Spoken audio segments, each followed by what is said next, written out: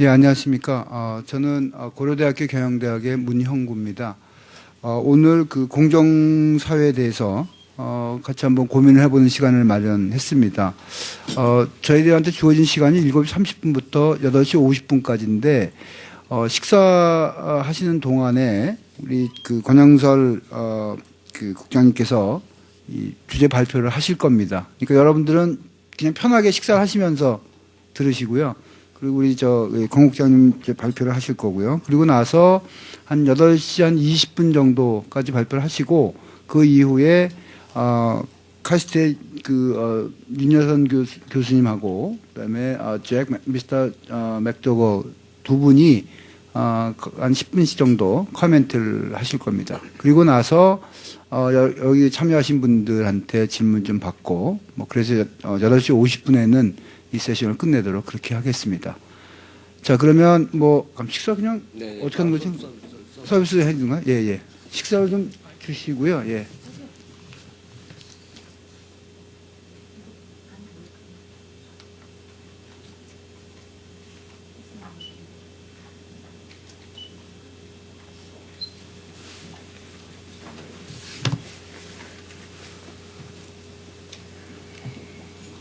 제가 나가서 준비하겠습니다.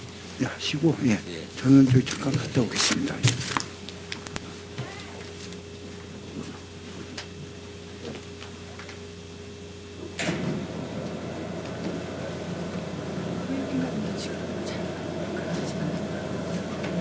통역기 대기.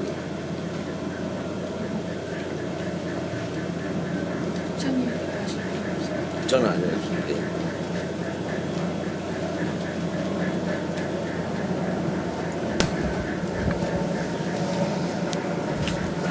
지금 그 통역기는 잘 되고 있습니까? 제가 보니까 보통 쓰는 거하고 조금 다르게 생겼습니다. 아침 일찍 인사드립니다. 저는 한경가치혁신연구소 맡고 있는 권영설이라고 합니다. 반갑습니다. 저희 한경에서 교과부 또 직능원하고 같이 어제부터 그저께부터죠. 글로벌 HR 포럼 2010이라는 행사를 진행하고 있습니다. 첫날은 환영 리셉션을 했고요. 어제가 메인 행사, 어제 오신 분들도 많습니다만 아침부터 해서 6시까지 하고 오늘도 이 조찬 포럼을 시작을 해서 또 저녁 6시까지 긴 여정을 이어가게 돼 있습니다. 그제가 참 갑자기 그 날씨가 추워졌어요. 너무너무 걱정을 했습니다. 이 보통 행사를 해보면 날씨에 따라서 한 20, 30%가 왔다 갔다 합니다.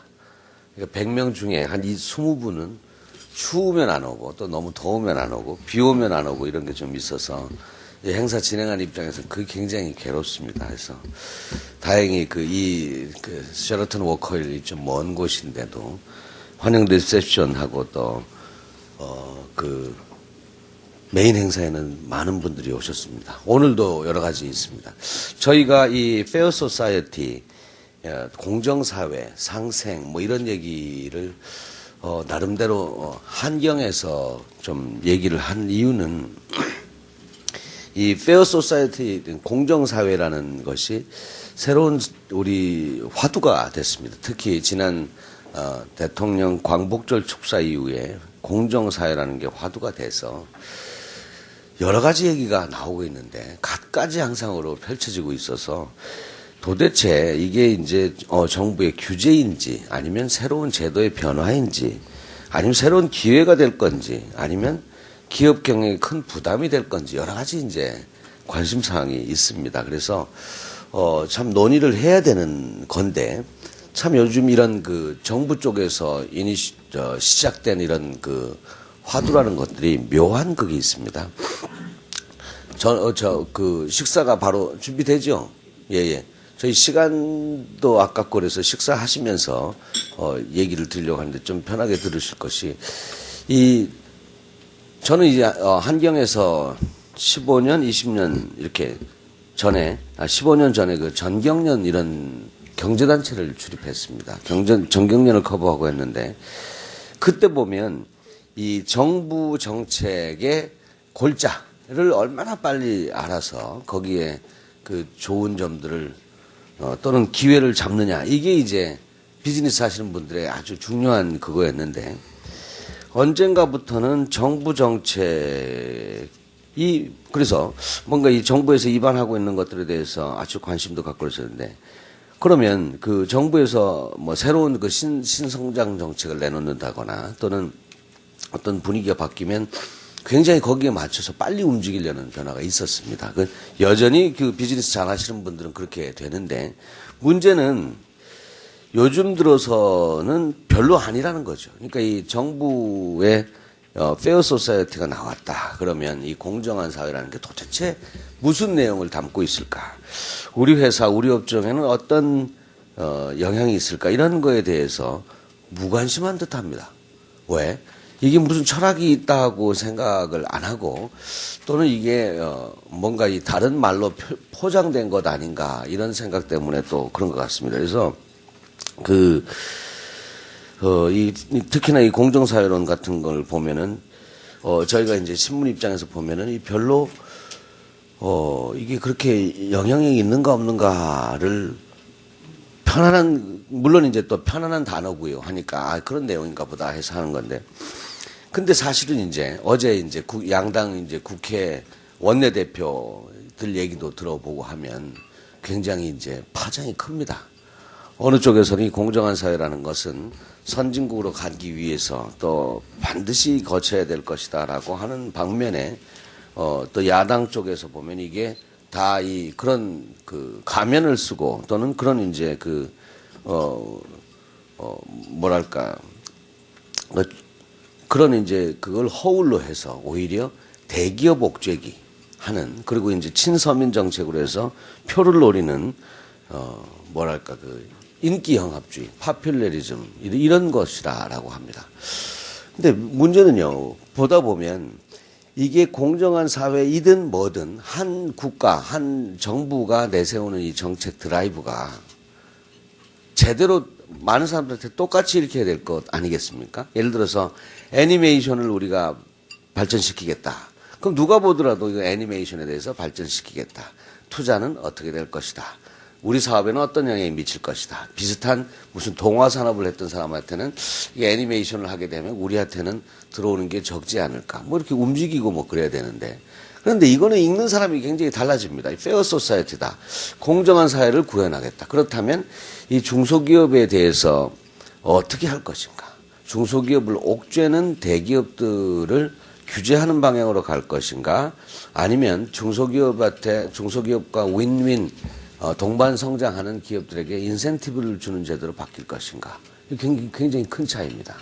지금 일어나는 현상들을 보면 그게 하필 까마귀 날자 배 떨어진다는 거일 수도 있습니다만 대기업에 대한 수사가 있고 또 세무조사가 있고 감사가 있고 또 일부 대기업에 대한 그런 수사나 이런 것들이 대부분 협력업체의 제보에 따라서 시작됐다. 이런 것들도 많습니다. 그러니까 이게 똑같은 페어 소사이어티라는 이름으로도 어느 큰 회사들은 굉장한 이때까지의 과거에 좀 뭐 작은 잘못, 큰 잘못이 다 노출되는 그게 됐고 또 중소기업 입장에서 보면은 상당히 시혜적인 정책이 정부나 이런 데서 나올 것도 같고 그래서 기대도 높지만 또 오히려 이런 논리를 하다가 보면 대기업, 중소기업이 같이 가야 된다고 해서 굉장히 부담이 되는 것도 또 있습니다.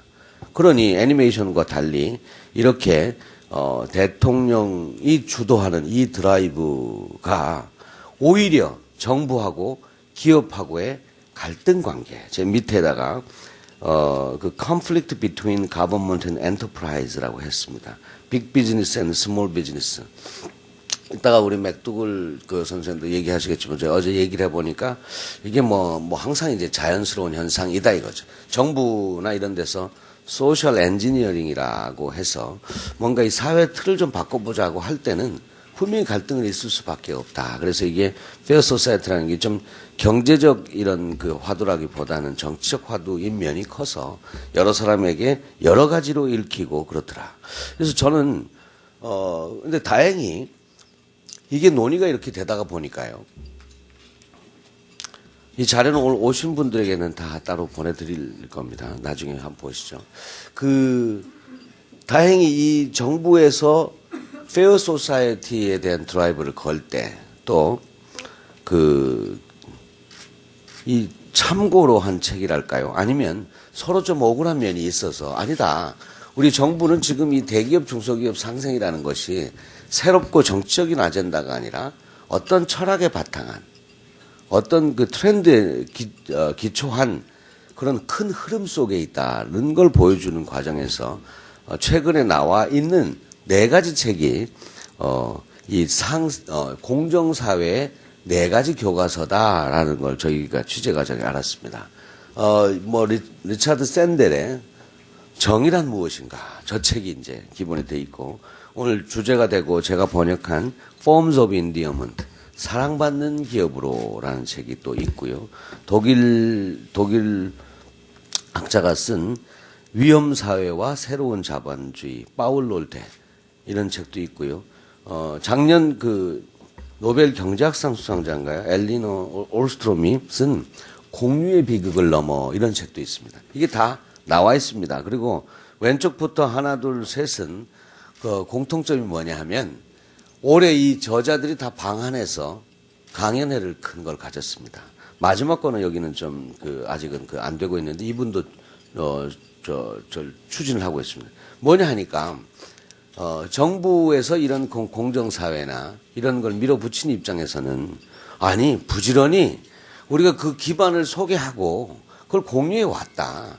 이게 새삼스럽게 대기업들의 이 목을 옥죄는 이런 정책이 아니다라는 걸 보여주기 위해서 이런 책들도 공개를 하는 거죠. 이런 내용에 입각해서 자본주의 자체가 바뀌고 있는데 그러면 예전의 그런 중소기업의 희생을 바탕으로 대기업이 살고 대기업이 어려울 때는 그 어려움을 중소기업에 넘겨주는 구조로 갈 건 아니지 않느냐 해서 이 얘기를 하고 있습니다. 책들이 대부분 보면은 좋은 책이고 하고 일부는 굉장히 어렵고 합니다만 앞으로도 계속 이 페어 소사이어티라는 것이 우리 정부 이걸 이제 추진하고 있는 정부 쪽에서도 아니다. 내 본뜻은 이런 것이다라고 알려주기 위해서 계속 이런 책들에 대한 또는 이 비슷한 책들에 대한 언급들은 있게 되어 있습니다. 자, 이 책 말고도요, 최근에 나온 책들 보면 이런 책이 있습니다. 새로운 자본주의가 온다. 이런 책이 있고요. 또, 박애 자본주의 이런 게 있습니다. 여기 또 사랑받는 기업으로의 바탕이 되는 것은 오늘도 얘기 드립니다만, Conscious Capitalism, 깨어있는 자본주의. 그리고 최근에 제가 받아본 책으로 아주 최근 안 나왔는데 그 와튼 총소에서 나오는 걸 보면 Capitalism under Cross Border라는 게 있습니다. 정확히 지금 다 기로에선 자본주의다라는 게 있는 거죠. 자, 자본주의가 이때까지 200여 년 제대로 해왔지만 발전해 왔는데 그러면 계속 이것이 21세기에도 이 모델 그대로 갈 것인가? 이 모델 그대로 갈 것인가? 아니라 뭔가 새롭게 성숙할 것이다. 그 자본주의 선상에서 보니 거기에 가장 중요한 플레이어인 기업들도 좀 다른 것이 될 것이다 하는 게 지금 이제 이 공정사회를 입안해서 푸시를 하고 있는 분들의 생각인 겁니다. 자, 정의란 무엇인가? 사랑받는 기업으로 그리고 위험사회와 자본주의 그리고 공유의 비극을 넘어서 이런 것들을 한번 참조를 해 주시고요. 왜 공정사회인가를 볼 때, 저는 오늘, 사실은 저하고 이제 파트너 관계도 있고, 제가 이제 번역한 책의 저자인 라젠드라 시소디아 교수가 지난번에 와서 강의를 했던 내용, 그분은 물론 이제 한국의 로컬하는 걸 잘 몰라서, 그 시소디아 교수의 핵심은 2가지였습니다. 하나는 새로운 자본주의라는 게 이미 가시화되고 큰 움직임이 되고 있다. 2번째, 기업들도 그래서 이제 예전처럼 수익 중심의, 프라핏 중심의 경영이 아니라 목적 중심의 경영, 퍼포스 중심의 경영이 돼야 되겠다. 이런 얘기를 했었습니다. 오늘, 결론이 되는 표라고 할 수 있습니다만 20세기, 21세기 기업이 어떻게 다르냐. 20세기에 보면은 승자를 only for winner 해서 승자를 위한, 승자가 살아남는 그거였다. 21세기에 보니까. 그래서 only for winner, limitless competition. 승리하기 위해서 끝없는 경쟁을 벌이는 것이 잘하는 거고. 그렇죠. 이 대표적인 경영자가 뭐 잭 웰치 이런 분이었겠죠. 근데 21세기 와서 보니까 이 파트너십이 오히려 승자만 남는 것이 아니라 어떤 파트너십이 오히려 남더라. 네트워크 매니지먼트다.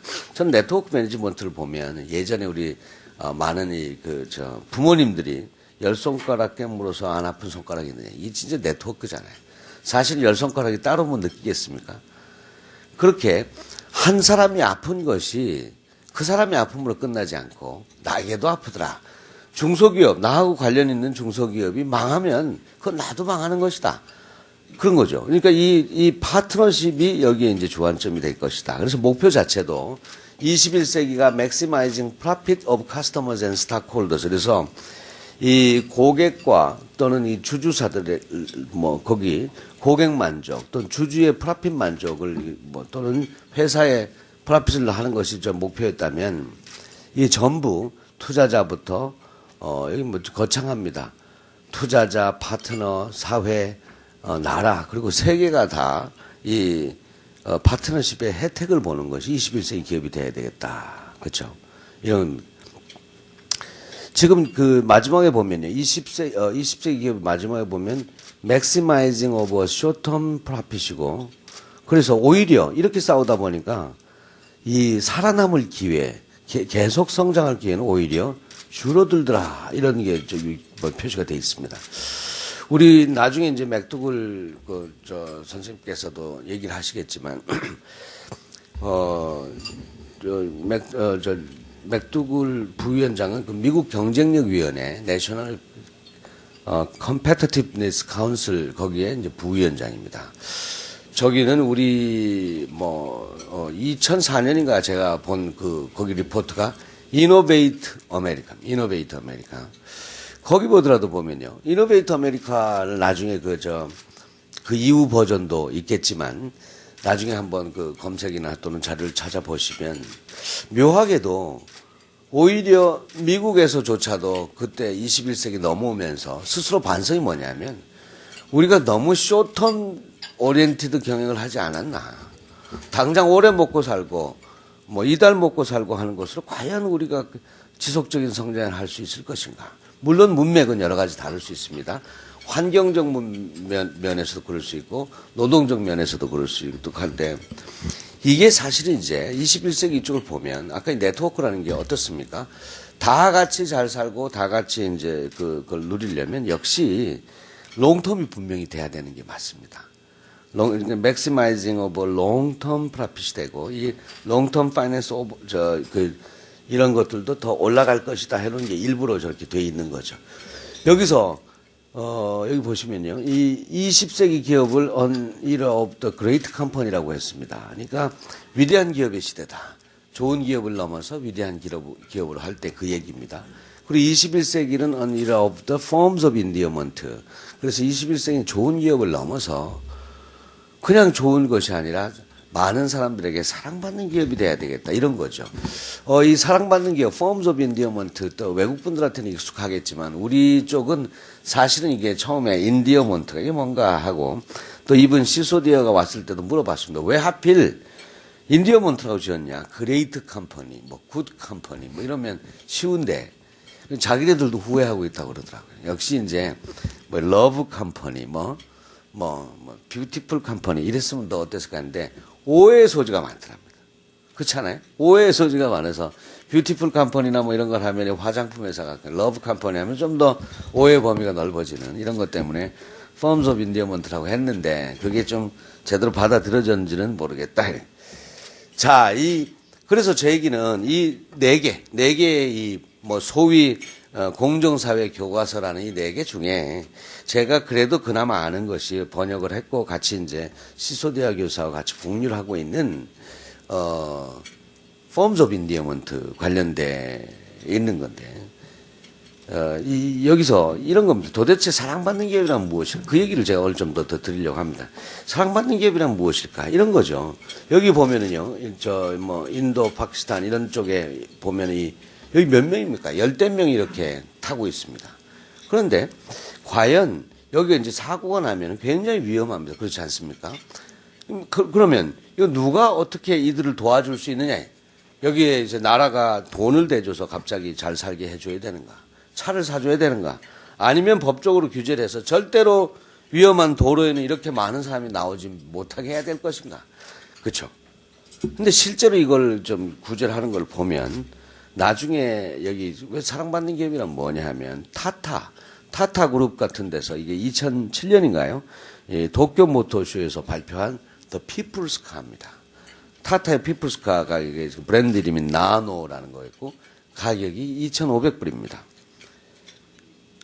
싸게 만들어서 살 수 있게 만들고 그 다음에 이렇게 싸게 만들고 안전하게 할 수 있게 하고 그 다음에 여러 가지 이제 살 수 있는 프로그램들 또는 어떤 단체에서 이런 가족을 지원하는 프로그램들 이런 것들과 연결시키니까 타타도 돈 벌고 그 회사도 그 단체도 좋은 일을 하고 이 사람들도 안전하게 사는 좋은 일이 생기더라는 겁니다.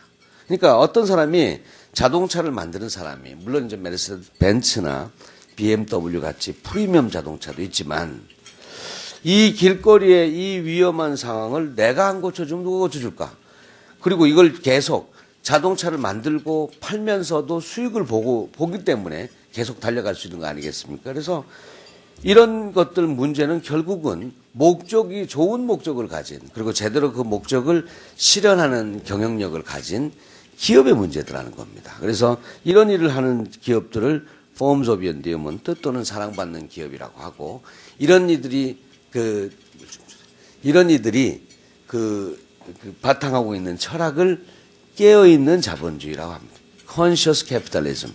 그 깨어있는 자본주의는 딴 게 아니라 이런 거죠. 제가 그래서 구체적으로 이게 뭔가 거창한 단어인가 했더니 그게 아닙니다. 계속 깨어있는다는 거죠. 그러니까 이 술 취하거나 정신을 잃거나 딴 데 목적이 가 있는 게 아니라 계속 깨어있다. 그건 뭐냐면 그 처음의 목적에 충실하다는 겁니다. 그 처음의 목적에 충실하다. 그리고 주위를 돌아볼 줄 안다. 나만 잘 살자고 하는 것들이 아니다. 이런 겁니다. 여기 제가 오늘 그 자료 같은 경우는 이제 저걸 해놨습니다만 뭐 우리 한국은 물론이고 저 세계적으로도 이 기업하는 활동에 대해서 굉장히 부정적이더라는 겁니다. 그렇죠? 여기 보면 이 밑에 있어요. 그러니까 뉴욕 타임즈를 포함해서 여러 이런 언론 기관 같은 데서 이렇게 조사를 해보면 기업하는 사람들을 제대로 믿는 사람이 없더라. 우리도 보면요. 우리도 이런 숫자들을 한번 보시고요. 우리도 보면 반기업 정서가 너무너무 심합니다. 반기업 정서가 너무너무 심하고 그래서 저희 한경 같은 데서 가장 크게 중시하고 있는 과제가 이 사회에 만연하고 있는 반기업 정서를 어떻게 해. 자, 이 길 가다가 이렇게 저는 이 간판을 유심히 봅니다. 이 간판을 가만히 보면 이 주인이 이 꿈이 있어요. 이거 먹고 살아야 될 거 아닙니까? 이 간판을 달면서 얼마나 설렜을까. 근데 그렇게 작게 간판에서 시작해서 점점 커갈수록 사람들이 싫어하게 되는 건 뭐냐면 좀 시샘 그런 것도 있지만 그게 본래적인 성향이랍니다. 영국에서도 하도 반기업주의가 넘쳐서 10년 전에 제가 엑센처 쪽에서 들은 얘기입니다만 조사를 해보니까 무지에서 비롯됐더랍니다. 예를 들어서 대기업의 사장은 무조건 배 나온 사람으로 기르고 무조건 나쁜 짓을 하는 거로 하는 거 왜 그런가 봤더니 시나리오 작가 PD들이 대기업 사장을 만나본 적이 없더래요. 만나본 적이 없어서 옛날에 나왔던 그 그림을 그대로 그리더라. 알고 보니 저렇게 많은 사람도 있었네. 뭐 해서. 그래서 영국에서 그때 엑센처가 뭘 했냐면 그런 정서를 바꾸기 위해서 그 사람들을 불러다 놓고 특히 작가, PD, 뭐 소설가, 연예인들 이런 사람들을 불러놓고 당신네들이 그렇게 비꼬고 조롱하는 그 기업인의 모습을 제대로 알긴 아는가 한번 보여주고 그랬답니다. 그렇지만 분명한 것은 이런 시니시즘 같은 게 또 불신 같은 게 넘치면서 사회적 비용이 높아지더라. 기업들 하는 활동 자체를 좋아하지 않고 이렇게 싫어하게 되면 얼마나 문제겠습니까? 그리고요, 지금 문제가 뭐냐면 왜 새로운 자본주의 아까 말씀드린 대로 기로에선 자본주의, 새로운 자본주의, 박애의 자본주의, 또는 뭐 깨어있는 자본주의가 나오냐 하면 사회가 바뀌어서 그렇답니다. 그 하나의 사건은 에이징 파퓰레이션이고요. 또 하나의 사건은 인터넷 같은 겁니다. 이제는 이 인터넷 위에 스마트폰까지 다 넣어놔야 되지 않겠습니까? 이렇게 사회가 바뀌어버려서 옛날 자본주의가 안 되더라는 겁니다. 특히 여기 이분들을 제가 이제 모델로 그림을 그려놨습니다만, 게임을 하고 있는 이분들은 뭐 아마 나이가 한 60은 더 넘어 보이십니다. 그쵸? 60은 더 넘어 보이시고, 이분들을 포함해서 인구가 고령화되는 겁니다. 정말로 여기가, 지금 이 방을 이렇게 보면 약 평균 40쯤이 미디안이 될 것 같고, 평균은 오히려 낮을 것 같고, 뭐 그렇습니다. 그런데 예를 들어서 우리 조찬 모임에 가보면 또 거긴 평균 50 이상이고, 그쵸? 또 대학생들 회식에 가보면 뭐 평균 20이다. 완전히 다른 겁니다, 사실은. 거기서 나오는 농담이나. 그런데 이 사회 자체가 중고령화 되다 보니까, 여기 인용한 숫자는 제가 적어 놨나요? 1989년을 기준으로 미국에서 40대 이상의 인구의 머저리티가 됩니다. 그럼 뭐냐면, 여러 가지 우리가 40대 이상이, 돼 있는 그 모임을 한번 생각해 보세요. 먹는 것부터 달라지더라. 소비하는 것부터 달라지고, 그쵸? 의미 있는 소비하고, 비싸도 살 수 있고, 어떨 때는 좀 나쁜 짓을 하면 절대로 안 사고, 뭐 이런 거죠. 이런 분들이 중심이 되면서 여러 가지 달라지는데, 기본적인 것 중에 하나를 보면 영성, 스피리추얼리티의 이런 거에 대한 관심이 굉장히 높아지더라. 그리고 purpose of life라는 거죠. 자기 인생에 대한 관심도 높아지더라. 이거는 자연스럽게 예전에 한 번 회사를 다니다가 은퇴해버리는 거 말고, 근데 계속 이 회사를 끝내고도 계속 100세까지 살게 된다면 도대체 내 인생은 무엇일까? 그래서 이 사람들이 자선 활동도 많이 합니다. 그래서 그게 2자릿수 성장을 하더라. 그래서 사람들이 이제 마치 매슬로우의 자기 자아 실현 5단계 이런 것처럼 처음에 여러 가지 욕구들이 만족 다 되고 나서 마지막에 뭐예요? 셀프 액츄얼라이제이션, 자아 완성에 대한 그 욕구가 있는 것처럼 인생에서 그걸 다 해가는 사람들이 많아지고 그 사람들이 다 모여서 살고 있다는 거죠. 그렇게 되면 어떻게 되냐면 기업에 요구하는 것 자체가 달라지더라고요. 돈 많이 벌어서 나한테 돈 많이 주는 거 말고도 할 일이 많지 않냐. 이런 겁니다.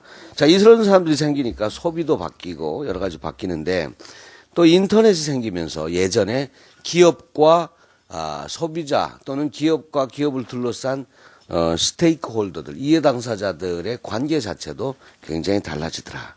뭐냐면 이제 정보가 기업이 독점하지 못하기 때문에 더욱 그렇다. 그래서 여기 보시면요.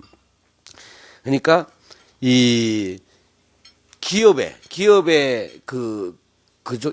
기업들이 주로 갖고 있던 정보의 힘이라는 게 이제 매스로도 옮겨가 버렸다. 그리고 한 번에 수백만, 수천만이 되면서 이 소비자들도 파워가 엄청 커졌다. 그래서 기업에 대해서는 뭐냐면 투명 경영에 대해서, 윤리 경영에 대해서 제대로 또 일해야 된다는 것에 대한 감시가 더 생겨버린 겁니다. 자, 지금 문맥은 뭐냐면 정부나 또는 이제 지금 이제 정책 당국 또는 한국의 전체적인 어떤 비즈니스 정책의 드라이브가 공정사회, 페어 소사이티라고 한다는데 그게 갑작스러운 건가? 아니면 세계의 조류를 타고 앞으로도 더욱더 다른 이름으로 또는 다른 형태로 나타날 것인가? 그 얘기를 하고 있는데 아마 이건 트렌드에 속해 있는 거다. 왜? 중고령화되고 또 인터넷으로 뭉치고. 글쎄요. 스마트 쪽에는 어떨까요? 스마트는 더욱더 그렇게 되지 않겠습니까? 저는 요새 이 스마트폰은 이렇게 들고 다니면서 여러 가지 생각을 합니다. 여러 가지를 생각을 하는데 제가 원래 대학에서는 조선 유학을 전공했습니다. 대학원에서. 전공했다기보다 한 4학기 다니다가 그냥 군대 가버렸으니까 끝인데. 거기 보면 대학에 이런 거 나오지 않습니까? 삼강력 8.5에서 8.5의 경물치지, 성의정심, 수신제가 치국평천하는데 이 경물이라는 게 처음에 글쎄 정확한 번역을 모릅니다만 스타디 더 띵스입니다. 띵스. 그래서 계속 이 여러 가지 사물들을 보면서 혹시 이게 관통하는 것은 없을까를 보는 걸 경물이라고 하는 거고, 예전에 이 선비나 이런 사람들 보면 실제로 그래서 나무를 보면 가만히 나무를 보고 있습니다. 그걸 무협지에서 뭐라죠? 나무를 격하고 있다. 뭐 이런 게 또 있어요. 근데 그게 이제 경물인데, 저는 이 스마트폰을 경물하고 있습니다.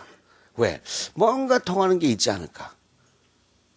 그거 보면서 나오는 거죠. 벌써 이게 지금 저 안드로이드 나올 때는 여기에 이 맨들맨들한 이게 위험하다고 해서 줄이 나오잖아요. 그죠? 뭐 여러 가지 있고, 이 속에서 여러 가지 있겠습니다만, 자, 20여 년 전에 인터넷, 둘 다 참, 아까 그 고령화나 인터넷이 둘 다 20년이라는 겁니다. 1989년이 미국에서 40대 이상이 메이저가 돼버렸고, 머저리티가 되고, 그 다음에 인터넷이 상용화된 것도 사실은 1990년입니다. 지금으로부터 보면 20년, 21세기를 기준으로 보면, 지금은 21세기가 시작된 지 10년이 지났고, 그때는 10년 전입니다. 바로 21세기야말로 중장년화, 또 인터넷화, 스마트화 하는 이런 키워드가 있다는 거죠. 그러니까 불과 20년 만에도 이렇게 바뀌는데 얼마나 많은 것이 더 많이 바뀔 것인가. 그죠? 그래서 우리가 조금 더 이때까지 종업원을 대하던 방식, 고객을 대하던 방식, 협력업체, 공급업체를 대하던 방식, 또 지역사회 또는 우리 관련된 단체를 대하는 방식, 이런 것들이 다 바뀌어야 되지 않을까 하는 의문이 있는 거죠. 그죠? 여기 보시면, 매슬로우의 이 피라미드입니다. 제일 밑에 육체적 안정적부터 나중에 이제 이게 근데 기업에도 이렇게 되더라는 거죠. 기업에도. 기업들도 처음에 와서, 기업은 좀 나중에 뒤에 나옵니다만, 단계가 한 3단계 정도로 낮춰집니다만, 그 그림도 좀 더 보여드리겠습니다. 기업들도 결국 자기가 처음에 했던 거, 처음에 나와서, 먹고 살기 바쁘다가 한번 성공을 크게 하고 나서는 결국은 기업이 더욱더 크려면 사회의 올바른 목적을 갖고 뭔가 사회를 변화시키려는 게 돼야 되지 않는가 하는 겁니다. 자, 이 공정사회의, 중에 하나의 중요한 그 개념으로서 또 책으로서 Forms of Endearment, 사랑받는 기업을 얘기하고 있습니다만, 이 Forms of Endearment라는 프로젝트는 원래 어떻게 시작됐냐 하면, 이 시소디아나 다른 사람들이 마케팅 교수였어요. 마케팅 교수. 그래서 마케팅 교수인데 이 사람들이 이상하게, 마케팅 비용을 계속 추가해도 별로 성과는 안 나는데, 안 나는 것들이 많이 이제 발견이 되고, 그런데 마케팅 비용을 전혀 추가하지 않는데도 계속 그 브랜드나 회사에 대한 로열티가 높은 회사들을 발견을 하게 됩니다. 이거 뭔가, 이 사람들의 특징은 뭔가 봤더니, 고객들이나 또는 기타 그 관련된 사람들이 이 회사와 정서적 끈을 갖고 있더라. 정서적 끈을 갖고 있더라. 그 정서적 끈이 응집이 되면 로열티가 돼서 충성심으로 돼서 나타나더라. 그래서 이런 겁니다. 도대체 한 회사에 대한 로열티라는 건 어디서 나올까? 그거에 대한 연구를 하기 시작합니다. 그래서 이런 거죠. 그래서 어떻게 뭐냐면 많은 그 소비자들이나 이런 데다가 이런 그 기업들한테 뭘 묻냐면 Forms of Endearment가 있느냐. 당신은 사랑하는 기업이 있으십니까? 이 회사가 없어지면 인생의 의미가 없어지는 기업이 혹시 있으십니까? 지금 다니는 회사는 안 됩니다. 지금 다니는 회사 말고 이 참 이런 회사가 있으면 그런 거 있습니까? 물었더니 있더라는 겁니다. 저는 해보니까 별로 없어요. 근데 있더라고요. 그리고 있고 예를 들면 뭐랄까요? 지금 아주 젊은 친구들 중에 이미 미니 홈피를 한 2년 제대로 쓰고 있다. 이런 사람이 그 회사가 없어지면 불편하겠죠. 괴롭고, 그렇죠. 뭐 그런 비슷한 거. 또는 저는 그 타지도 못합니다만 할리 데이비슨 타는 사람들을 보니까 설문응답자 중에 이런 사람들이 나왔다는 거죠. 차라리 내 왼팔을 잘라가세요. 데이비슨이 없어지면 제가 무슨 재미로 뭐 그런 거 있습니다. 저는 그 뜻은 잘 모르겠습니다만 그렇게 정서적 끈을 갖고 있는 기업들이 있더라. 그래서 여기 보시면 그래서 이제 그 고른 기업들이 이 28개입니다. 아마존부터 홀푸드까지 한번 보실까요? 제가 읽어드릴게요. 아마존, BMW, 카맥스, 카타필러, 커머스뱅크, 컨테이너 스토어, 코스트코, 이베이, 구글, 할리 데이비슨, 혼다, 아이디오, 이케아, 제트블루, 존슨앤존슨, 조던스 퍼니처, LL빈, 뉴발란스, 파타고니아, REI, 사우스웨스트, 트레이더조, 스타벅스, 팀벌랜드, 토요타, UPS, 웨그만스, 홀푸드 28개입니다. 자, 28개는 이게 뭐 미국을 대표하는 사랑받는 기업이다라가 아니라 뽑아보니 이 정도가 이런 모델들이 이 정도 된다니까 이게 순위가 아닙니다. 그리고 미국에 있는 기업들을 대상으로 했기 때문에 몇몇 글로벌 기업 중에는 해당이 안 되는 것도 있습니다. 이걸 가지고 저걸 해봤습니다. 저기 FOE라는 건 Forms of Endearment 대상 기업들, G2G라는 거는 Good to Great 기업들입니다. 그렇죠? 그래서 FOE하고 마지막에는 G2G 컴퍼니인데 중간에 S&P 500, 스탠다드 푸어스 500은 뭐 글로벌 500대 기업이라고 보시면 되는데 왼쪽 보십시오. 10년을 두고 보니까 수익 같은 것이 S&P 500이 10년간 122%, 또 연평균으로 치면은 연 8.3%인데, 구투그레이트 컴퍼니, 위대한 기업들은 15.7% 정도가 평균 나오고, 사랑받는 기업은 28.3%다. 그러니까 한 3배가 되더라는 겁니다. 근데 여기 이 사람들은 이제 지적은 뭐냐면, Forms of Endearment 이렇게 뽑았기 때문에 사실은 여기 그 중에 이제 상장사만 얘기하는 겁니다만, 사실은 재무적 관점에서 뽑은 건 아니었는데 사실은 굿투 그레이트는 재무적 관점에서 뽑은 거죠. 처음부터. 일정한 시점을 두고 그 이전 제가 정확한 그 기간은 기억이 안 납니다만 20년인가요? 25년 해서 그 사이에 몇 배 성장한 기업 이런 거죠. 그러니까 아예 처음 뽑을 때부터 이 재무였는데 재무적인 성과도 단기 쪽으로 가면요. 단기에 가면 비슷해집니다만 이게 그러니까 3년, 5년, 10년 갈수록 이렇게 벌어지면서 결국은 많은 그 충성스러운 고객과 충성스러운 파트너, 충성스러운 투자자를 가진 기업들은 지속 가능한 성장을 하는 거구나. 그래서 모델 이름이 스파이스입니다. 스파이스를 제가 그림을 어떻게 그렸는데 보시면요. 스파이스 이거죠. 아이고. 자, 끝에 요번에 이제 시소대학 오면서 하나를 더, 이를 한 개 더 붙이긴 했습니다만 기본적으로는 5개였습니다. 스가 소사이어티, 그 다음에 파트너, 인베스터, 커스터머, 임플로이. 환경은 요새 뭐 빠뜨릴 수가 없어서 한 개 더 했죠. 그래서 Forms of Endearment는 기존에 우리가 가장 관심이 있었던 인베스터 중심의 그런 자본주의가 아니라 이 기업을 그러니까 쉐어홀더 중심이 아니라 스테이크홀더 중심이더라 이런 겁니다. 자, 여기 지금 보시면요. 여기 하나 소사이어티 파트너, 인베스터, 커스터머, 임플로이 이런 게 되는데요. 그러면서 이런 게 나옵니다. 그래서 그 이전에는 주로 여기 보시면 제가 거꾸로 보면 뭐 사회에 관한 것은 기업의 책임이라고 했다. 그래서 그건 별로 없었고요. 우리 이제 지금 문제가 되는 게 이겁니다. 그죠? 파트너와의 관계 도대체 뭐냐? 과연 지금 여기 보시면 여기 우리가 기본적으로 많은 기업들이 관심 있는 건 여기입니다. 그죠? 커스터머에 대해서 고객 만족이 지상이다, 고객이 왕이다 뭐 했었는데 글쎄 그럴까? 왜 그것만 해서 그러면 이런 거죠. 그냥 이게 다 이게 이때까지는 그림이 뭐가 문제였냐면요. 이 5가지가 다 만족시켜. 여기 환경 문제를 빼버리면 이 5개의 단체나 어떤 그 집단, 이해 당사자 집단이라고 한다면 이 5 파트너를 만족시킬 방법이 없었다는 겁니다. 예를 들면 종업원한테 급여를 많이 주면 당연히 값이 비싸지겠죠. 그럼 고객이 손해보는 거고. 그게 아니라 종업원에게 급여를 많이 주고 고객도 싸게 주면 그럼 투자자가 더 많이 배당받을 거 못 받게 되고 이런 거였습니다. 근데 Forms of Endearment나 이런 그 깨어있는 자본주의에서 얘기하는 건 뭐냐면 그거는 옛날 얘기다. 매슬로우의 이 피라미드로 보면 아래 단계 얘기. 기업의 피라미드는 아래 단계가 서바이벌입니다. 그 다음이 석세스. 그 제일 윗단계가 자기를 포함한 사회를 트랜스포메이션 하는 겁니다. 그러니까 생존, 무조건 제일 밑단계에서 보면 당연히 그렇죠. 여기 돈 많이 주면 저기 비싸죠. 근데 그 위에 석세스로 올라가고 트랜스포메이션, 이들의 가치가 달라진 시대는 이게 절대 모순이 아니라는 겁니다. 제가 그 그림이 좀 말씀드릴 시간이 될지 모르죠. 아, 여기 돼 있네요.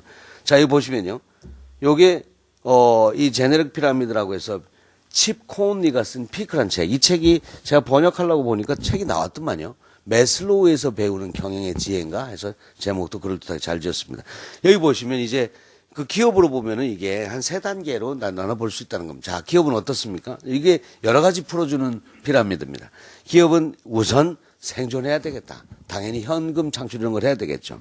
그 다음에 이제 성공한다. 그러니까 자기가 뭐 하는 목표를 이루게 되는데 그 이후에 거기서 끝나서 되는 게 아니라 스스로의 경영 DNA나 또는 사회나 뭔가를 자꾸 바꾸어가는 그 능력을 갈라야 돼. 이게 저하고 똑같죠. 이제 회사도 어느 정도 먹고 살게 되니까 남들이나 또는 이제 장기를 보게 되는 겁니다.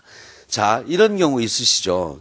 여기 여담 한 개만 그래도 드리면 아주 좋은 뜻으로 예전에 왜 그 공부 잘하던, 또는 그 능력 있는 친구들이 출판사를 차립니다. 출판사를 차리고 이게 정말 사회를 바꿔야지. 그래서 좋은 책을 내요. 근데 망해요. 그쵸? 그럼 좋은 책을 내고도 망해야 될 것인가? 아니면 그 이상한 책을 만들어서 먹고 살고 해야 될 것인가? 그게 맨날 하는 질문입니다. 이걸 몰라서 그런 거죠. 모든 거는 서바이벌이 돼야 돼요. 근데 왜 서바이벌은 나쁜 책이나 이런 걸 해야 된다고 생각하냐? 서바이벌이 되는 기본적인 걸 해놓고 나야 그게 되는 거지. 그러니까 처음부터 팔리지도 않은 거 자기가 그 사람 보니까 트랜스포메이션 할 그 머티리얼을 서바이벌 할 때 써먹으니까 안 되는 거죠. 그러니까 단계라는 게 분명히 있다. 자, 여기 지금 문맥이 뭐냐면요. 이런 단계에서는 아까 그 5가지 스파이스를 만족시킬 수 있는 모델을 충분히 찾을 수 있다는 겁니다. 그걸 간단히만 보시면 예를 들면 투자자 손해본다 그랬지 않습니까? 그 종업원에게 많이 주고 또 고객에게 싸게 주고 파트너 업체들 다 도와주면 원래 손해보는 거죠. 근데 그거는 뭐냐면 투자자들도 이렇게 단계가 있다는 겁니다. 처음에 제일 밑에 단계가 트랜잭셔널 얼라이먼트, 두 번째 단계가 릴레이션십 얼라이먼트. 이건 뭐냐니까 첫 번째는 얘네들이 우리가 맡겨놓은 전문 경영들이 나한테 배당을 잘 해주고 뭐 돈을 제대로 주는가. 요걸 가지고 돈이 들어오면 끝입니다. 두 번째는 뭐냐니까 그게 아니라 자기를 주주로 제대로 대우해 주는가 이런 게 문제죠. 제일 위에 가면 이게 레거시 해서 이게 유산이고 자산이고 명예입니다. 이제는 프라이드 오브 오너십을 중시하는 데가 많더라. 자, 이런 거죠. 우리 주주님들을 위해서 저희가 프라핏을 열심히 올렸습니다. 뭘 하면서? 하여튼, 우리가 소위 말하는 뭔가 문제 있는 업종에 투자하면서. 그런 지적이 많죠. 이번에도 국민연금인가 어딘가가, 담배 쪽인가 했다고 해서 아주 지탄을 받은 게 있는데, 이 주주들도 이제, 예를 들어 마사회 같은 데서 경정하잖아요. 그래서 자꾸 법적으로 분명히 자기네들은 그거 하게 만들어진 단체인데도 많은 사람들이 사행심을 조장한다고 야단을 친대요. 법적으로 만들어진 건데도. 그러면 어떡합니까? 그 투자는 자꾸 그 이미지를 벗어난데 하고 싶은 거예요. 그래서 그 투자한 회사에서 많은 수익을 냈습니다. 좋은 게 아니에요. 이런 좋은 일을 했습니다. 프라이드 오브 오너십을 관심 가지면 종업원들이 그 파업도 없고 고객 만족도 높고 어디 소비자 대상도 받고 하는 기업에 좀 배당은 떨어지더라도 그게 좋은 거야 한다는 겁니다. 모순 해결되죠. 또 이것도 있습니다. 고객들도 단계가 meet expectation. 전화를 키면 전화는 할 수 있어야 된다. 이 정도죠. meet desire. 이왕이면 예뻤으면 좋겠다. 반짝반짝했으면 좋겠다. 이게 desire 정도면 제일 윗단계 가서 meet unrecognized needs에서 이런 것까지입니다. 이런 것까지 당하면 어떻게 되는지. 제일 밑에 보면은 자기가 만족하면 그거를 satisfaction이라고 하고 좋다 하면 commitment. 난 이것만 쓸 거야. 단골이 되는 거고 그러니까 unrecognized needs까지 해주는 사람이 되면 전도사가 되는 겁니다. 환경이 최고야. 그렇게 돼야 되는데 죄송합니다. 하여튼 그렇게 그런 식의 하도록 하죠. 하여튼 근데 그러니까 이런 단계면요. 여기도 똑같이 가격 문제가 아니라는 거죠. 그죠? 가격 문제가 아니잖아요. 그리고 여기 종업원도 마찬가지다. 이것도 그림 좋은 그림입니다. 정말. 제일 밑에 돈만 이걸 생업이라고 제가 번역을 했습니다. 돈이 목적인 그때가 있죠. 그런 단계가. 그거는 생업이라고 부르고 돈이 목적이 아니라 그 다음 단계로 올라가면 레커그니션 인정받는 겁니다. 이건 뭐냐? 칭찬받고 당신이 한 거야. 당신뿐이야. 우리 회사. 이거는 이제 커리어 이때는 자기 직업이 아니라 이게 나의 경력이 되는 건데 그 다음 마지막 단계는 일에서 미닝을 찾네. 남이 시켜서 하는 게 아니라 나 이게 내 뜻이 있어서 나는 이게 옳은 일이라고 생각해서 그래서 그때는 이게 소명이 되고 천직이 되겠죠. 자, 이 고객들도 이 단계를 가지니까 종업원들도 이 단계에 있기 때문에 급여의 문제가 아니라니까요. 급여의 문제나 이 모든 이 다섯 이해 당사자들이 이 밑단에 가서 만났으면 상충이고 모순입니다. 그런데 전부 윗단에서 만나잖아요. 여기는 meaning이었고 그 이전에는 unrecognized needs였고 여기는 legacy인데 이런 것들이 오히려 경물 지지해서 뻥 뚫리는 게 있지 어떻게 거기가 서로가 모순되고 그런 건 아니지 않습니까? 그렇죠? 그래서 그런 거 이렇게 기업의 원래 그 활동들에 관심을 갖고 계속 깨어 있으면서 우리 그러니까 프라핏이 아니라 하이 퍼포스에 관심 있는 거 이런 것들 그런 문화를 만들고 그리고 쉐어홀더 주주가 아니라 스테이크홀더에 대해서 더 관심을 갖고 하는 것을 컨셔스 캐피털리즘이라고 합니다. 그래서 이렇습니다. 이 컨셔스 캐피털리즘이란 조금 더 예전보다 관계 중심이더라. 그죠? 그리고 전체 아까 이런 생태계에서 전체를 보는 것들이 있더라. 시간이 어느 정도 돼서 빨리 좀 진행하겠습니다. 그래서 예를 들면 목적 자체도 이런 거죠. 그 존슨앤존슨을 들면 목적 자체가 지금 목적은 이렇잖아요. 저는 그래서 이런 목적은 아까 서바이벌 단계다. 예를 들어서 어떤 회사가 이런 게 돼 있더라고요. 유명한 회사이긴 한데 딴 회사에 인수됐으면 엄청 큰 회사예요. 근데 거기 생존해야 되니까 고객 만족을 통한 생존 확보 이렇게 돼 있더라고요. 그거는 진짜 살아남기 위한 건데 그걸 넘어서 아까 제 윗단에 가면 좀 달라져야 될 거 아니냐. 예를 들면 벌써 존슨앤존슨 같은 경우에 거기서 무슨 주주익의 극대화 이게 중요하겠습니까? 고객들이 또는 우리의 환자들이 겪는 그 고통을 줄여주는 것이 우리 목적이 돼야 되겠다. 그렇죠? 뭐 이렇게 달라지면 그리고 홀푸드 같은 데도 보면 그렇죠? 이 사람들이나 어떤 그 푸드 시스템이나 지구 자체가 유기농 이런 걸 하면서 더 좋아져야 되겠다. 뭐 이런 거더라 이겁니다. 자, 여기 끝에 여기 한번 보시면요. 이건 이제 나중에 그 하버드 비즈니스 리뷰 95년판인가 해서 캐논의 자기네 그 스테이지가 5개 나와 있습니다. 잘 안 보이시겠습니다만 제일 밑에 보면요. 처음에는 마켓 포지션, 그래서 현금 흐름을 확보한다. 그러니까 여기는 살아남는다예요. 두 번째 보면 노사 협력 관계를 유지한다. 세 번째 단계에 가면 벌써 굉장합니다. Expand cooperation to customers, suppliers, communities, even competitors에서 이때쯤 가서 이해 당사자들 모두 지금 이제 스파이스 모델처럼 됩니다. 네 번째 가니까 address global imbalances. 지구의 이 불균형 문제도 우리가 좀 기업으로서 해결해야 될 거 아닌가. 지금 기업이 세상의 성장 엔진인데 그렇고 마지막에 가면은 어떻게 돼 있냐면요. 각국 정부들이 이런 문제를 해결할 수 있도록 헬프입니다. 돕는답니다. 달라져요. 저 4번, 5번은 과연 작은 기업이 생각해 볼 수 없는 겁니다. 그죠? 물론 이제 이게 실제로 많은 사람들의 정신에 있긴 합니다. 삼성 뭐예요? 사업 보국하면 사실 저 단계가 돼버린 거예요. 사업원 단계 옛날에 보면 그런 건데 그런 것들을 구체화해서 갖고 있는 것들도 많더라. 우선 제 발표를 정리하면서 보면 공정사회라는 것은 사실은 핫 이슈라기보다는 이 이름이 이렇게 표현이 되고 누가 먼저 했느냐의 문제지만 사실은 뭔가 글로벌 트렌드에는 분명히 있다. 그죠? 그리고 이런 변화들도 예를 들어서 깨어있는 자본주의, 박의 자본주의, 또 지금 노벨상 하는 거 보고 그러면 그라민은행 타고 하는 거 보면 벌써 분위기가 다르다는 거죠. 이런 걸로 봐서 이런 변화는 크게 바뀌었다. 그런데 우리가 문제는 뭐냐면, 이 공정사회나 또는 동반성장이나 상생이나가 좀 구식 모델이다 이겁니다. 구식 모델. 20세기적 모델로 페어 소사이티를 얘기하니까 이거 큰 놈들 패서 작은 놈들 하나보다. 그래서 상생하라니까 나 가만히 있어도 상생되겠다. 또는 왜 나한테 부담을 주느냐 이런 갈등이 되고 그래서 지금은 사실은 키워드가 대중소기업 상생에서 바뀌었습니다. 그죠?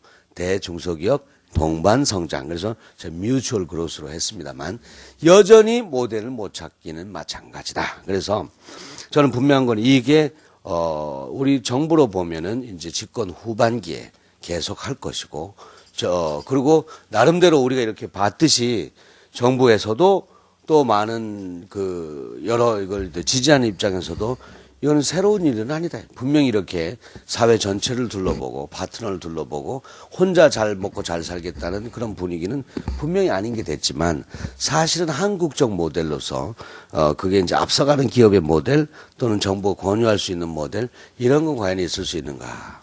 그리고 이제 국제적으로도 오늘 제가 그 얘기는 안 드렸습니다만 CSR 관련돼서는 국제 표준화도 되는 움직임이 있고, 그래서 이게 정부가 갑자기 자기가 괜히 뭐 기업들을 이렇게 억제해서 표를 얻으려나 보다라고 이렇게 대충 폄하하고 에이 무시하고 지나가겠지라고 해서는 불편한 게 많아질 수도 있고 기회를 놓칠 수도 있다. 그게 오늘 아침 저의 짧은 발표였습니다. 감사합니다. 네, 감사합니다. 자, 우리 발표를 잘 들으셨을 거라 생각하고요. 그러면 오늘 두 분의 토론자를 모셨는데 토론자들의 코멘트 듣도록 하겠습니다. Mr. McDougall, would you please make a comment first? Please. Great. Thank you very much. Good morning, and Mr. Kwan, thank you so much for all of your thoughtful insights on a very, very important issue and topic. I have a few general thoughts in response to the issues you raised today, and it's a pleasure to be here with you all this morning for this early breakfast. It's interesting when you think about the hierarchy of needs, and to a certain extent, I think we are probably on a very natural progression or trajectory with respect to how we organize our industries, our businesses, and the interaction between those companies and society as a whole. I do think that we are maturing and becoming more sophisticated in our approach to dealing with issues. I agree, too, that oftentimes, particularly larger companies, global corporations, for example, tend to be demonized oftentimes in the press. And certainly within the United States, large companies, global companies are demonized much during the political process. And as a result, there's an ongoing tension between our citizens and large companies. But let's not forget that even during the early phases of corporate development from the earliest 20th century until where we are today, the companies have played a very vital role in improving society. You know, much as the Tata Nano example, Mr. Kwan, that you showed, Henry Ford in the early 20th century set out to provide affordable and cheap transportation to all Americans equally so that they could enjoy the wonders that the countryside had to offer and that they could get out of the cities. And of course, at that time, you could have any color you wanted except black, as long as it was black.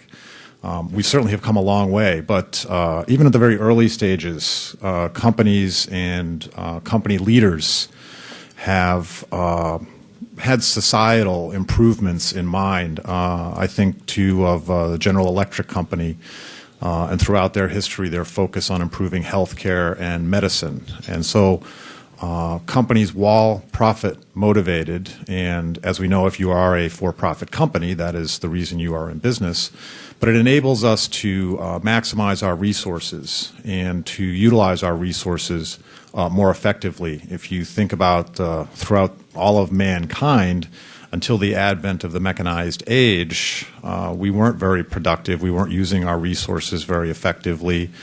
Up until the 20th century, roughly 90% of Americans were involved in agriculture and growing their own food. Today, that number is about 1.5% because we've been able to move on. So we are experiencing a natural progression, which is healthy. The comment I would make with regards to governments and the concept of fairness, I do think we need to be careful in how we define fairness. Obviously, if you look at different government models across the world, governments have very different interpretations of what's fair for their citizens and the opportunities that their citizens should be afforded, whether it's free speech, free press, the right to protest. As we can see, there are very different models around the world as to what is considered fair and then how to employ that fairness. So there needs to be, I think, a healthy relationship between the demands of consumers and the knowledge of consumers, as well as governments enabling the kind of environment to thrive where consumers can have greater influence over the direction that companies take. In your list that you showed, Whole Foods and Caterpillar and many of those companies, to a certain extent, to a great extent, are responding to the demands of their customers. They've discovered niches, they've discovered opportunities in the marketplace, they've discovered consumers that are concerned about these issues and that they've responded oftentimes without government interference. And as you show, the results speak for themselves, that consumers develop significant loyalty. Harley-Davidson, I think, is a really great example. Not entirely sure that they are necessarily improving our standard of living. However, they certainly do endear tremendous customer loyalty. I can't think of another company that has more of their logos permanently tattooed on people's bodies than does Harley-Davidson. So there's significant customer loyalty there, and they've figured out a way to create a very iconic type of company. But and not to be disparaging, but Harley-Davidson is very active in their communities, and they are very good to their employees. So I think what we're seeing is it's natural. We're growing, we're learning, we are looking at challenges differently. Our consumption of resources, particularly around energy, I think is forcing us to look at our world differently. I was talking with someone last night who was disparaging oil companies, and I mentioned that they aren't necessarily oil companies, they're more energy companies, and quite frankly the collected or the cumulative investment that energy companies are making in alternative energy is huge, because these companies recognize that fossil fuels and carbon-based energy sources only have a limited lifespan, and they would like to continue to be energy companies, and so they are preparing for the next phase of that through massive investments. And companies, too, if you think about research and development, we, both in Asia, the United States, and Europe, companies contribute the greatest share of research and development expense. And they are constantly looking for solutions. Most companies are organized around finding a solution to whatever it is a customer's problem or a consumer's problem may be. And so I think we will see that continue. So I think there are a lot of variables that affect this. It is a very important issue. There's a notion in the United States, it's called corporate responsibility, corporate social responsibility. And many of our leading companies now have senior executives focused exclusively on corporate social responsibility issues. And so we can see that is something that's growing in interest and having a huge impact on how our companies operate. So I do think this is a very important topic. I think we need to continue to discuss it at length, but the one caution I have is that we need to have very careful consideration as to how we define the terms and how we begin to implement these. Social engineering, if used wisely and strategically, can be very valuable, but it can also create a lot of unintended consequences if it's pushed too far. And particularly, I think that, at least from my perspective, that collectively us as individuals, our voice and our needs and our demands far outweigh any decisions that can be made by governmental institutions. And so I think we all just need to keep our voices raised and let both governments and companies know what we're thinking and what we want. Thank you. 예, 다음에는 칼스트의 윤여선 교수님께서 코멘트를 해주시겠습니다. 이미 안녕하십니까.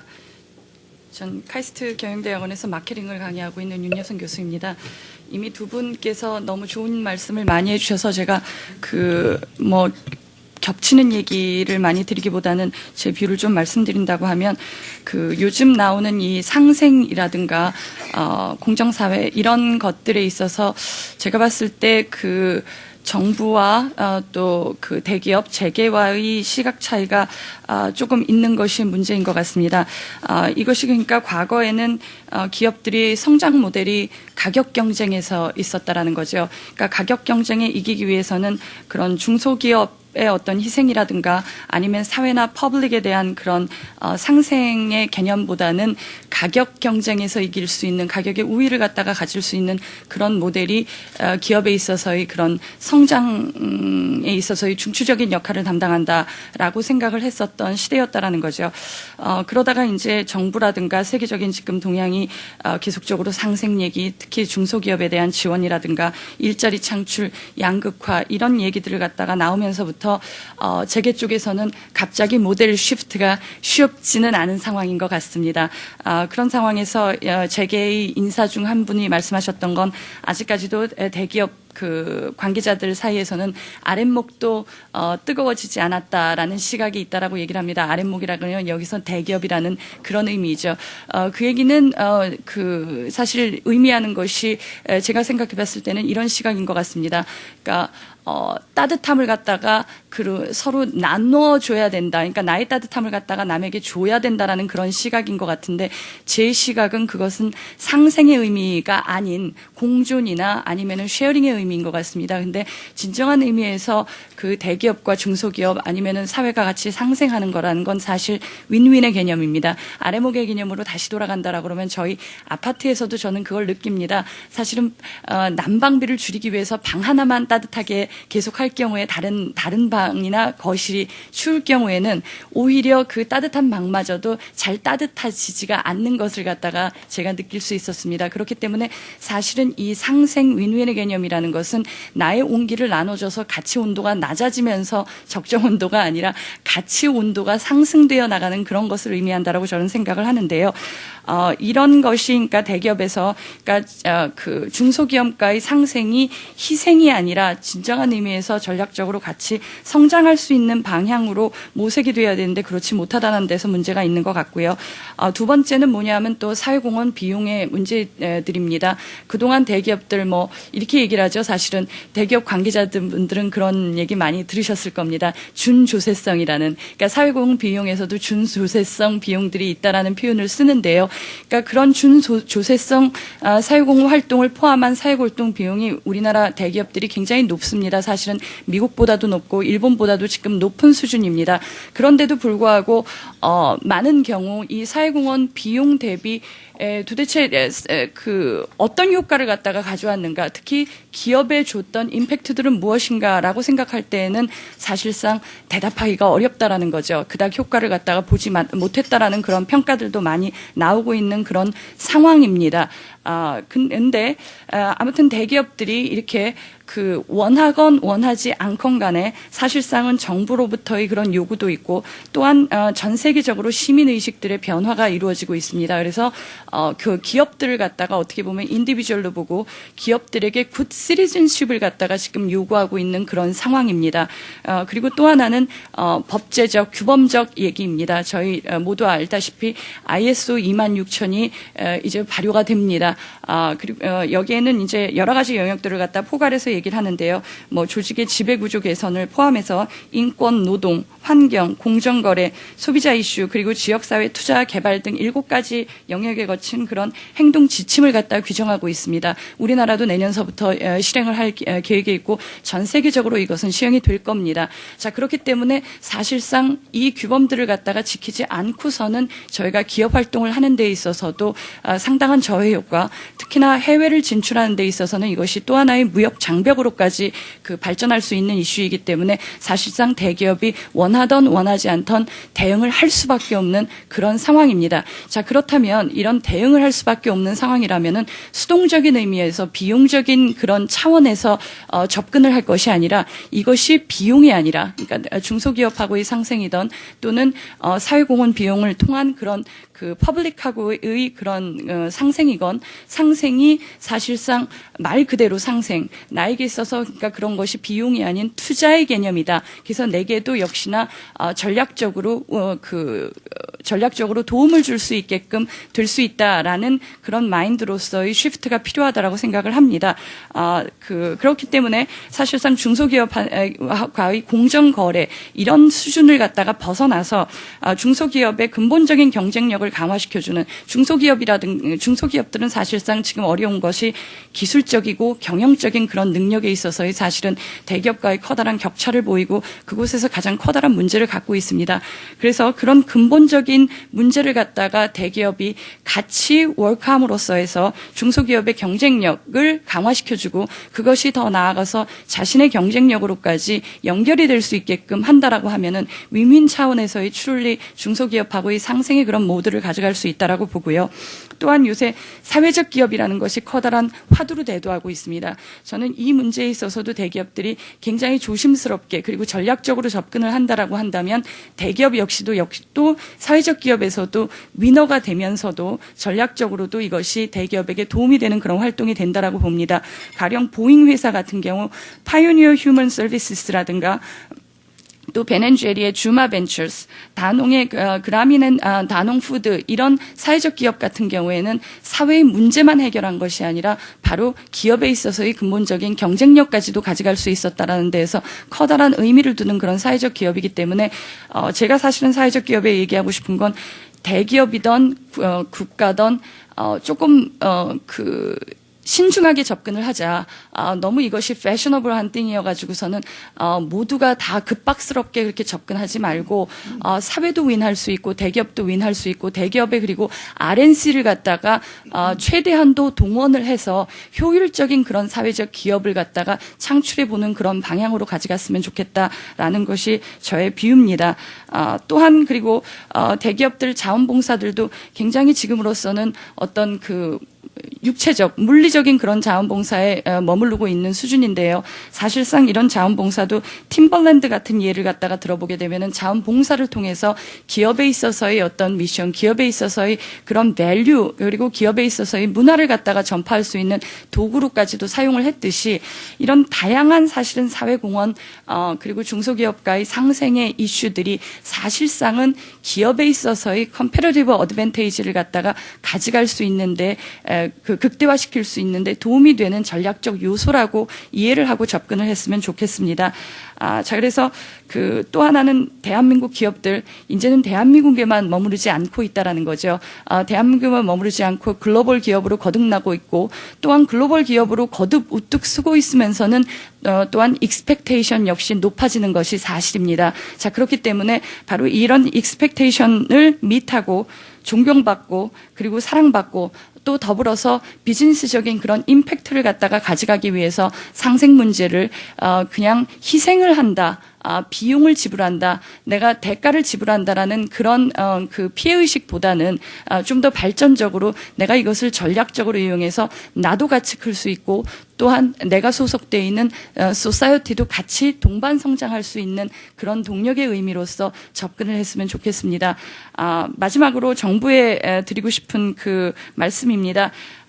이러한 모든 이슈들을 아까 말씀드렸듯이 장기적으로 접근을 했으면 좋겠습니다. 또다시 이러한 이슈를 갖다가 단기적으로 단기 치료 그리고 단기적인 그런 아웃컴을 고려해서 접근을 한다라고 한다면 제가 봤을 때는 사회 문제를 갖다가 해결하기 위한 사회공헌 상생을 갖다가 얘기했었던 건데 또 하나의 사회적인 문제를 갖다가 야기할 수 있다라고 생각을 합니다. 그러니까 건강치 못한 사회적 기업이 나왔을 경우에는 그것이 5년, 10년 후가 되면은 다시금 사회적 문제가 될 수도 있다라는 얘기죠. 그리고 대기업들 역시도 전략적으로 같이 동반 성장할 수 있는 그런 사회공헌 활동, 상생을 추구해야지 이들에게 희생만을 요구한다라고 하면은 오히려 상생이 아니라 대기업의 그냥 발목을 잡으려고 했었던 정책이다라는 그런 비난을 피할 수 없기 때문에 모두가 같이 동반 성장할 수 있게끔 장기적인 시각을 갖고 조금 늦더라도, 그러니까 보잉의 이런 그 파이오니어 휴먼 서비스 같은 그런 사회적 기업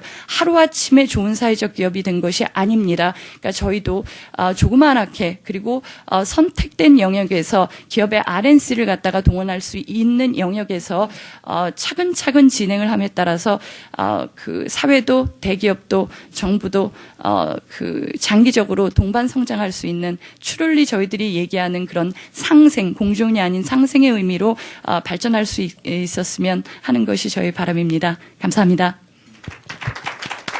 고맙습니다.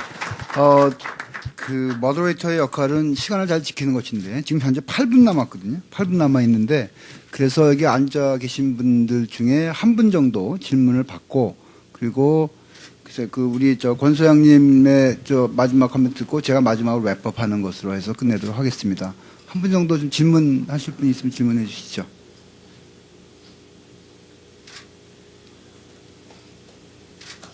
네. 뭐 하여튼 그러면 아마 그 제가 걱정하는 게 여러분 마음에 전달이 된 것 같습니다. 빨리 시간을 맞춰야 되는데 이런 된 것 같아서 우선 권 소장님 저 답변 좀 듣고 그리고 마지막으로 랩업 하겠습니다. 아침 일찍이 제 얘기 들어주셔서 감사하고요. 우리 또 우리 잭 맥두글 부회장 같은 경우는 다른 발표가 원래 있고요. 제가 어제 이런저런 얘기를 할 거다 했는데 그 코멘트도 잘 해주셔서 감사합니다. 저는 이 포럼 자체가 사회적 활동이라고 생각합니다. 사실은 저희 HR 포럼 이 규모의 그 국제 포럼을 한 6번째 아니 6년째 하긴 한 10번을 이렇게 사무국장으로서 해보니까 달라진 것이 이제 이게 하나가 문화가 돼서 어제도 굉장히 많이 오셨습니다.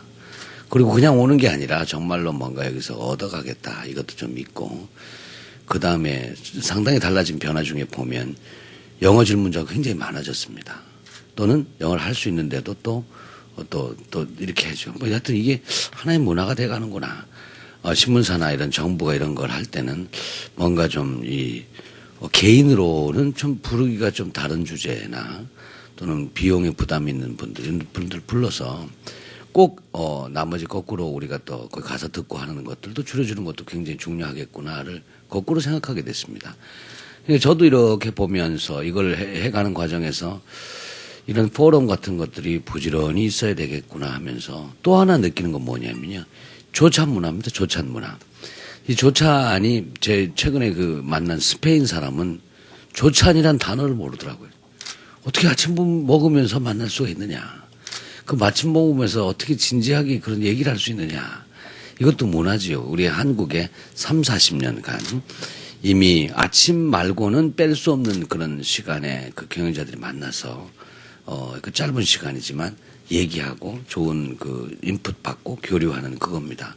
그래서 저희들도 2-3년 전부터 HR 포럼에도 이렇게 조찬을 만들고 있는데 사실 여기 보면 좀 사방이 갇혀 있고 합니다만 이런 데서 이렇게 서로 만나는 것 자체가 의미가 있고 그것이 저희가 국제 포럼을 하면서 이 목적 자체가 도대체 무엇이냐를 고민할 때 어떤 사회적 의미가 있는 거 아닌가. 저도 이 사회적 기업 또는 사랑받는 기업 또는 깨어있는 자본주의를 생각하면서 그게 거창한 것이 아니라 결국 한 조직이 이제 먹고 살게 됐으면 그리고 어느 정도 사회적 위치를 갖게 됐으면 조금 더 경쟁적으로 우리는 도대체 어떤 목적을 갖고 이 사회에 공헌하고 세상에 공헌할 것인가 이걸 자연스럽게 보게 돼 있다라는 생각입니다. 그게 고령화 또는 회사들이 또 이제 어느 정도 성장하고는 자연히 그렇게 돼가고 방금 우리 맥두글 부위원장 얘기하신 대로 그 기업들이 그런 고객들이 변했기 때문에 그 고객들을 맞추고 가다가 또 성공도 하고 그런 거 아닌가. 그래서 두 가지 우리 기업 하시는 분들 입장에서 좀 더 그런 것들이 가끔 이런 걸 봤습니다. 기업 하시는 분들이 내가 나약해졌나. 좀 더 푸시를 해야 되는 거 아닌가. 아니다. 오히려 좀 더 서바이벌 되고 성공했으면 이제 트랜스포메이션에 충분히 가셔도 된다. 이런 얘기를 드리고 싶고요. 또 우리 소비자 입장에서 보면 우리가 원하는 것들을 드디어 정부든 기업이든 강력히 주장을 해야 된다. 그것이 오히려 사회를 조금 더 목적 중심의 사회, 또 네트워크 사회, 안정된 네트워크 사회로 만드는 거 아닌가 이런 생각을 해봤습니다. 고맙습니다. 네, 고맙습니다. 지금 여러분 다 들으셨지만은 권 소장님이 공정한 사회 속에서 기업이 어떤 모습을 가져야 되는지 말씀해 주셨고, 미스터 맥조걸은 공정성 개념에 대한 고민이 좀 필요하다. 우리가 쉽게 얘기하고 있지만, 그리고 기업이 CSR에 대한 관심이 부서가 고위층에 임원이 맡는 부서를 들 정도로 많이 그런 방향 나오고 있고, 그리고 중요한 것은 각 개개인의 견해가 들려지는, 견해가 용인되는 그런 사회가 되어야 된다 이렇게 말씀하셨고요. 윤 교수님은 상생이라는 것에 대한 구체적인 이슈들을 말씀을 해주셨습니다. 사회적 기업이라든지 사회공헌, 자원봉사 등등에서. 저는 그냥 마지막 랩업을 한두 가지 말씀을 드리면, 오늘 이제 권 소장님 말씀하신 사랑받는 기업이나 깨어있는 자본주의의 이론적인 토대는 이른바 이해관계자 이론이라고 하는 겁니다. 근데 이해관계자 이론의 핵심은 크게 두 가지인데요. 하나는 이해관계자들과 함께 가치를 창조한다는 겁니다. 그리고 다른 하나는 도덕적인 측면이고요. 그런데 이 가치를 창조한다고 했을 때 우리가 보통 고객과 관계를 맺으면서 새로운 제품을 만들어낸다든지 하는 그런 가치에 대해서는 대단히 익숙합니다. 그리고 그걸 하지 않은 기업은 도태되고요.